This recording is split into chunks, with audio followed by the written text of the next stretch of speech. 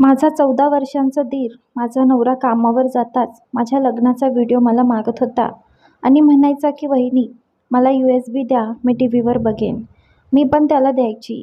मग तो त्याच्या खोलीला लॉक करून तो व्हिडिओ पाहायचा आणि 1 तासानंतर USB परत द्यायचा आणि सोबत 2000ची नोट पण द्यायचा. पण आता मला शंका येऊ लागली की त्याच्याकडे एवढे पैसे कुठून येतात. एक दिवस USB दिल्यानंतर मी त्याच्या खोलीत लपली. पण त्याने USB टीव्हीला जोडताच माझे भान हरपले. कारण टीव्हीवर तर माझी रात्रीचे 9 वाजले होते. मी टीव्ही चालू केला आणि न्यूज चॅनल चालू केले. टीव्हीवर काही कार्यक्रम चालू होता. त्यात वहिनी आणि दीर मिळून गरीब नवऱ्याची फसवणूक करतात असे चालू होते. मी दुसरे चॅनल चालू केले. जवळजवळ तिथेही असेच काहीतरी चालू होते. मी बडबड करत टीव्ही बंद केला की आजकालच्या टीव्ही कार्यक्रमात त्यांना दीर वहिनीशिवाय काही दुसरे सुचत नाही. सगळीकडे फक्त दीर आणि वहिनीचीच चर्चा होते. त्यामुळे मी खूप नशीबवान होती, कारण माझा दीर खूप चांगला होता आणि माझा खूप आदर करत असे. घड्याळात पाहिलं तेव्हा मी टीव्ही बंद केला होता तेव्हा रात्रीचे 9 वाजले होते. आतापर्यंत माझा नवरा यायला हवा होता. 6 वाजता ऑफिसमधून सुट्टी व्हायची आणि ते 7 पर्यंत यायचे. पण आज खूप उशीर झाला होता आणि ते अजून आले नव्हते. त्यांची वाट बघत मी थोडा वेळ घालवण्यासाठी टीव्ही लावून बसले. आता 12 वाजले होते. माझा जीव अडकला. विचित्र विचार येत होते की काहीतरी वाईट घडले असावे. ते फोनही उचलत नव्हते. मग मी माझ्या दीराच्या खोलीत गेली. तो झोपला होता. मी त्याला उठवले आणि म्हणाले, जा तुझ्या भावाला शोध, अजून आले नाहीत. आता मी त्याला सांगतच होती की दारावर थाप पडली. मी धावत जाऊन दरवाजा उघडला. माझा नवरा माझ्या समोर उभा होता. पण मी काय बघते? नाही, हे होऊ शकत नाही. मी छातीवर हात ठेवला आणि त्याला विचारले की तू असे का केलेस?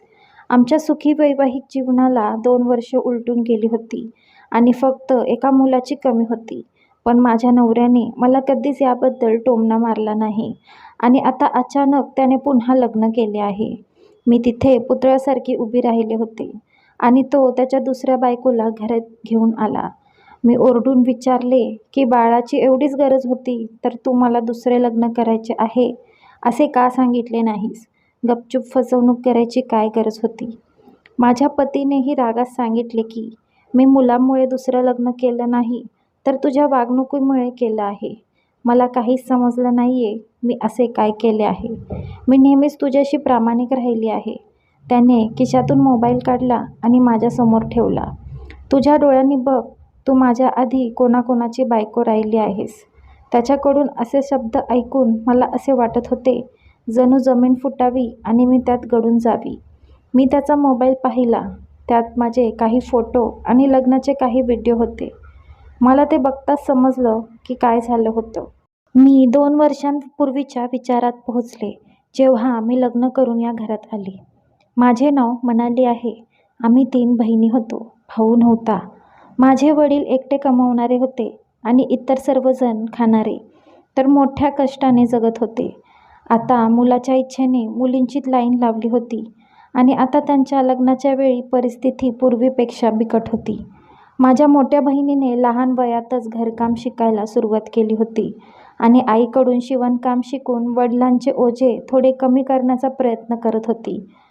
दुसऱ्या क्रमांकाच्या बहिणीने टेलरिंग शिकून लोकांचे कपडे शिवायला सुरुवात केली होती आणि वडिलांना माझ्याकडूनही एकच अपेक्षा होती की घरचे वातावरण पाहून मीही काहीतरी कौशल्य शिकावे.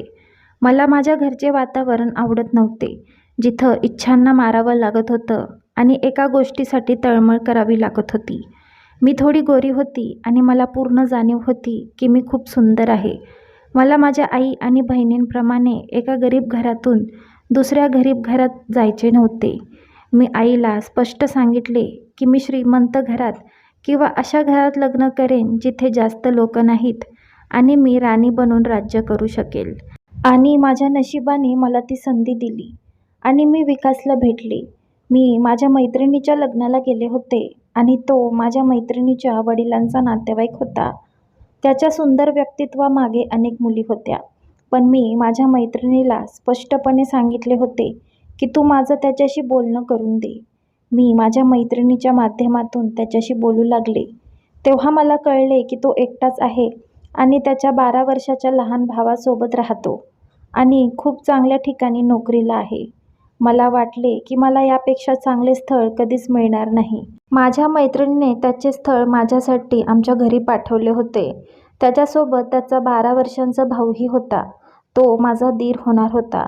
तो लहान मुलगा मला अजिबात आवडला नाही, कारण तो त्याच्या भावाच्या लग्नात खुश नाही हे त्याच्या चेहऱ्यावर स्पष्ट दिसत होते. मला वाटले की तो लहान मुलगा आहे. मी त्याच्याशी प्रेमाने वागले तर तो सहमत होईल. माझं लग्न झालं. रात्री माझा नवरा नुकताच खोलीत शिरला होता की त्याच्या भावाचा ओरडण्याचा आवाज ऐकून आम्ही बाहेर पळालो. तेव्हा तो पायऱ्यांवरून खाली पडला होता आणि त्याला दुखापत झाली होती. माझ्या नवऱ्याने त्याला आमच्या खोलीत आणले आणि बाकीची रात्र तो भावाला सांभाळण्यात गुंतला होता आणि मी जळत होते. मला समजत होतं की तो मुलगा त्याच्या भावाच्या लग्नामुळे खुश नाही. त्याच्या भावाला दुसऱ्यासोबत शेअर करणे त्याला सहन होत नव्हते. हळूहळू माझ्या नवऱ्यालाही ही गोष्ट समजली, पण त्यांनी मला समजावलं की तो लहान मुलगा आहे. तू त्याला प्रेमाने सांभाळलंस तर तो तुझ्याशी बरा होईल. माझ्या देवाला माहीत आहे की 2 वर्ष मी माझ्या दीराचे सर्व नखरे उचलले आणि त्याने माझा स्वीकार करावा यासाठी शक्य ते प्रयत्न केले. पण उलट तो त्याच्या भावाकडे माझ्याबद्दल वाईट तक्रारी करू लागला आणि मी पण विचार केला होता की मी खूप चांगलं होण्याचा प्रयत्न केला आहे. आता मी त्याला घराबाहेर काढेन. मी माझ्या नवऱ्याचे कान भरू लागले की तुझा भाऊ त्याच्या वयाच्या मोठ्या मुलांशी मैत्री करू लागला आहे. काल मी त्याला सिगारेट ओढतानाही पाहिलं. मी स्वतः सिगारेटचा बॉक्स त्याच्या शाळेच्या बॅगेत लपवून ठेवला आणि जेव्हा माझ्या नवऱ्याने त्याची शाळेची बॅग शोधण्यासाठी उघडली तेव्हा त्याला त्यात सिगारेटचा बॉक्स सापडला. ती माझी नाही असे माझ्या धीराने सांगायला सुरुवात केली, पण माझ्या पतीने त्याचे एकही ऐकले नाही आणि त्याला घरापासून दूर असलेल्या बोर्डिंग स्कूलमध्ये प्रवेश करून दिला.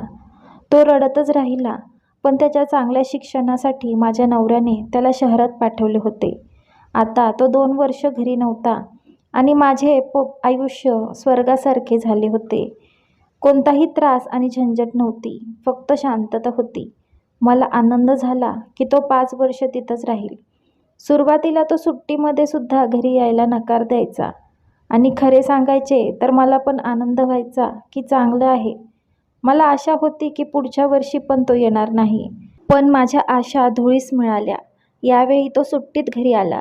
2 वर्षांनी मी त्याला पाहिले होते. तो 15 वर्षांचा वाटत नव्हता. तो त्याच्या वयापेक्षा 2 वर्षांनी मोठा दिसत होता. मला माहीत होतं की यावेळी तो घरी आला आहे तर नक्कीच तो पुन्हा माझ्या विरुद्ध तोंड उघडेल आणि त्याच्या भावाला माझ्या विरुद्ध करण्याचा प्रयत्न करेल. पण जेव्हा त्याने त्याच्या भूतकाळातील कृत्यांबद्दल माझी माफी मागितली तेव्हा मला धक्का बसला आणि तो पूर्वीसारखा उद्धट दिसत नव्हता. तो जास्तीत जास्त वेळ त्याच्या खोलीत घालवायचा आणि आम्हा दोघांसोबत जेवायचा.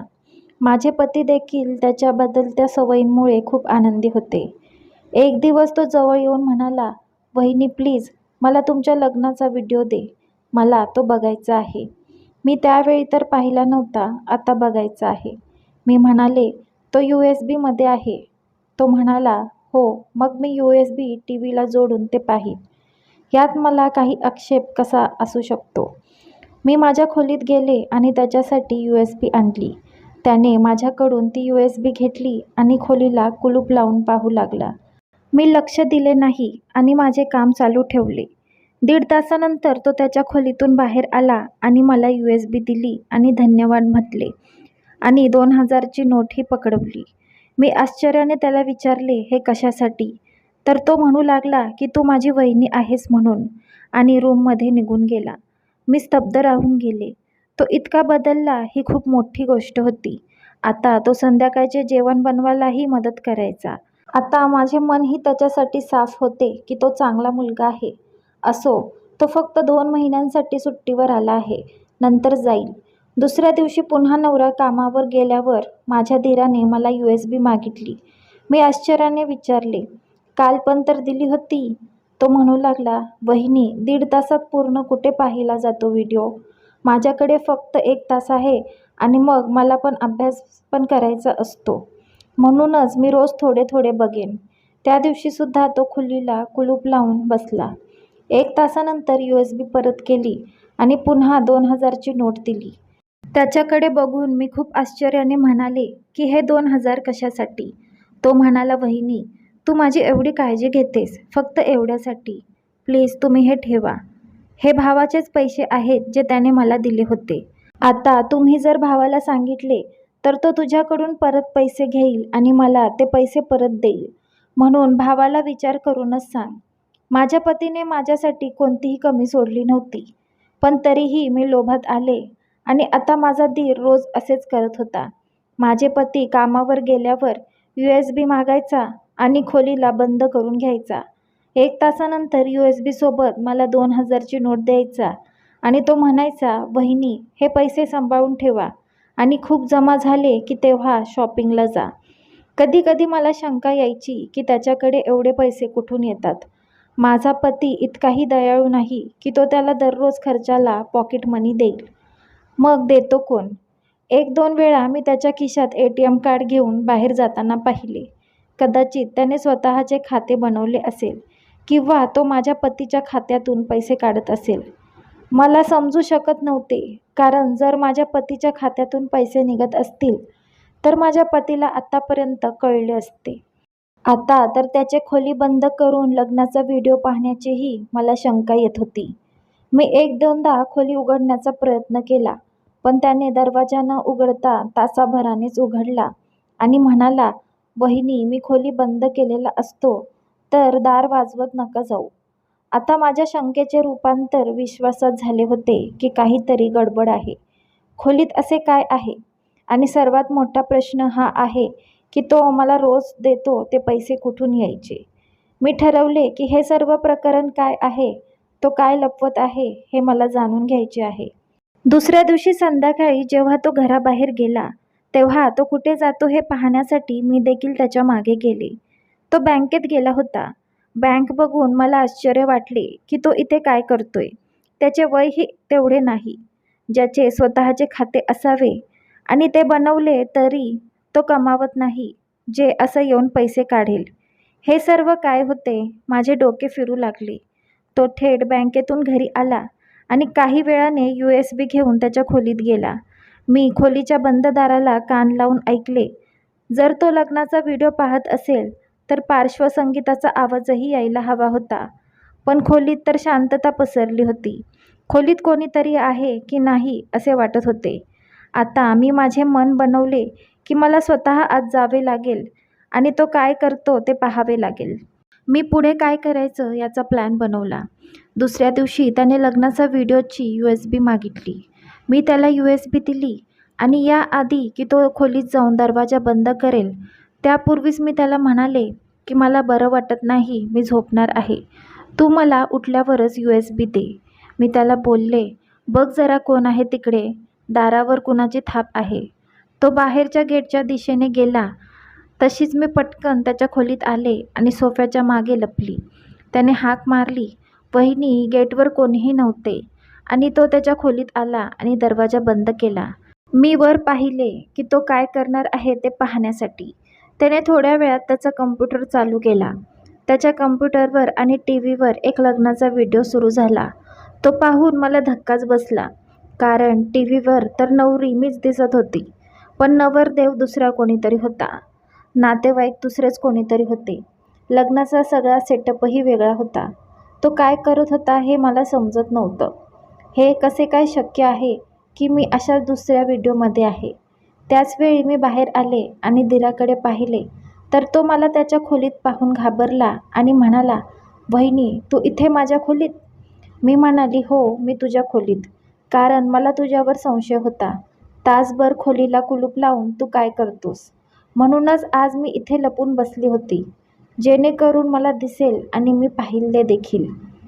TV कडे बोट दाखवत मी म्हणाले, हे सर्व काय चालले आहे? काय नाटक आहे हे? मला लवकर सांग, नाहीतर मी आत्ताच तुझ्या भावाला फोन करेन. तो पटकन नाही नाही, भावाला सांगू नकोस म्हणू लागला. मी तुला सर्व सत्य सांगतो. मी खरं तर व्हिडिओ एडिटिंग शिकत आहे. मी माझ्या भावाला आणि तुला सांगितले नाही, कारण माझा भाऊ चिडेल की तू आधी अभ्यास कर म्हणून. बोर्डिंग स्कूलमध्ये बरीच मुलं एडिटिंग करायची, म्हणून त्यांना पाहून हा माझा एक छंद बनला आणि मी देखील शिकू लागलो. आम्ही हे फक्त एक छंद म्हणून करायचो. पण त्यानंतर आम्हाला व्हिडिओ एडिटिंगचे प्रोजेक्ट मिळू लागले आणि त्यासाठी आम्हाला पैसेही मिळू लागले. मी म्हणाली की ते सर्व ठीक आहे, पण मला सांग, तू माझ्या लग्नाचा व्हिडिओ का मागितलास? तेही तू एडिट करत होतास ना? तो म्हणाला, मी फार काही करत नाही, फक्त वधूवरांचे चेहरे बदलत असल्याचे सांगू लागला. मला लग्नाचे व्हिडिओ एडिटिंग करण्याचा प्रोजेक्ट मिळाला होता. काम फक्त एवढंच होतं की कोणत्याही लग्नाचा व्हिडिओमध्ये एडिट केल्यानंतर त्यात वधू-वराचे चेहरे बदल करणे. मी एवढेच करत होतो. मी तुझ्या लग्नाचे व्हिडिओ एडिट करून दुसरी व्हिडिओ बनवायचो आणि मला भरपूर पैसे मिळायचे.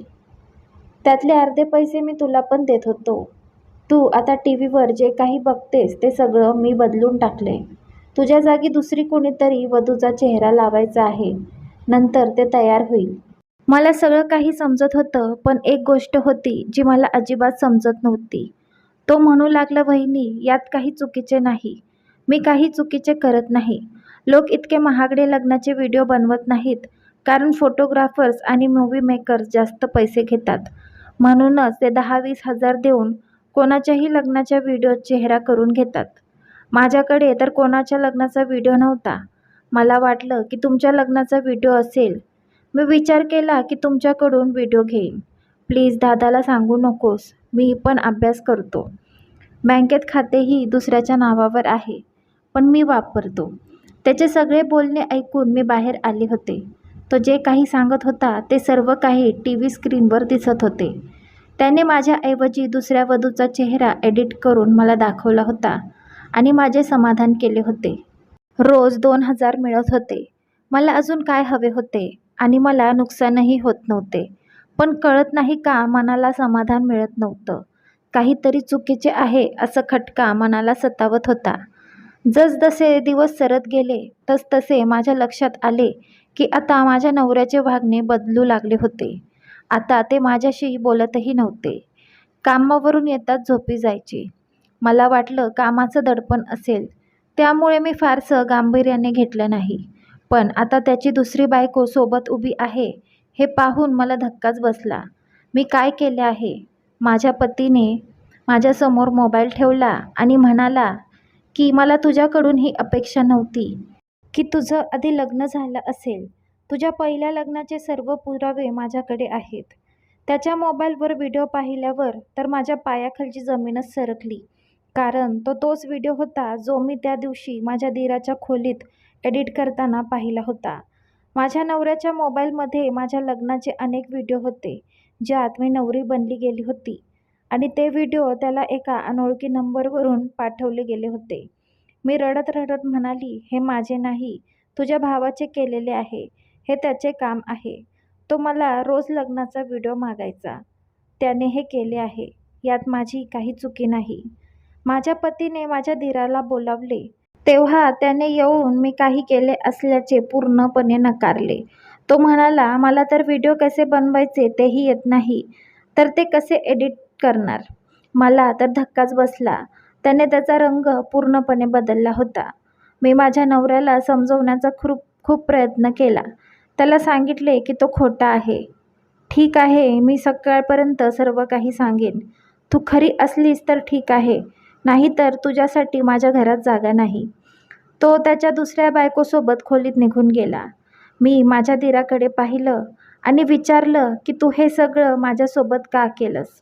तो म्हणाला, तू माझ्यासोबत काय केलंस ते विसरलीस? मी माझ्या भावावर किती प्रेम करत होतो, पण तू मला माझ्या भावाच्या मनात माझ्याबद्दल विष कालवून मला त्याच्यापासून दूर केलंस. मी खूप आभारी आहे की मला एडिटिंग येत होते. मी म्हणाले, तुला काय वाटते की तू नकली व्हिडिओ बनवून मला माझ्या नवऱ्याच्या आयुष्यातून काढून टाकशील? सकाळी जेव्हा ते त्याला चौकशी केल्यानंतर तपासात कळेल तेव्हा सर्व सत्य बाहेर येईल.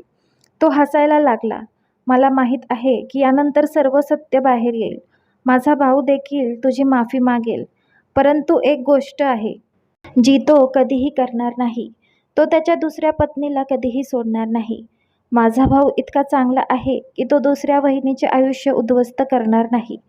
मग मी ज्या त्रासातून गेलो होतो त्याच त्रासातून तूही जाशील. तुलाही भावाला शेअर करावे लागेल. आणि हो, मी तुला जे पैसे देत आहे ते तुझ्या स्वतःच्या ATMमधून इतर कोणत्याही बँकद्वारे काढू शकतो. मी रडत रडत म्हणाले की तू जितके मोठे षडयंत्र रचले आहे तितके तुझे वय नाही. तो हसायला लागला आणि म्हणाला, वहिनी, बोर्डिंग स्कूलमध्ये पण तूच मला पाठवले होते. हे सर्व मी तिथूनच शिकलो आहे. मी निर्दोष होतो पण तू मला या थरापर्यंत पोहोचवले आहेस. आता माझ्या सुट्ट्या संपल्या आहेत. मी उद्या निघून जाईन. माझ्या भावाला जरी कळाले की हे सर्व मी केले आहे तर काय होईल? तो माझ्यावर रागवेल. पण आहे तर माझा भाऊ. एक दिवस उशिरा का होईना तो मला माफ करेल आणि तुझीसुद्धा माफी मागेल. पण तुझं तर नुकसान झालंय. आता तुला तुझ्या नवऱ्यालाही वाटावं लागेल. आता तो हॉस्टेलला परत गेलाय. त्याने सांगितल्याप्रमाणेच घडलं. माझ्या पतीला सत्य कळले. त्याने माफी मागितली. पण भावनिक निर्णयामुळे त्याने आधीच दुसरं लग्न केले होते आणि आता तो त्या मुलीला घटस्फोट देऊ शकत नव्हता, कारण ती त्याची चूक नव्हती. माझ्या धीराने अगदी बरोबर सांगितलं होतं की आता मला माझ्या नवऱ्याला आयुष्यभर शेअर करावे लागेल.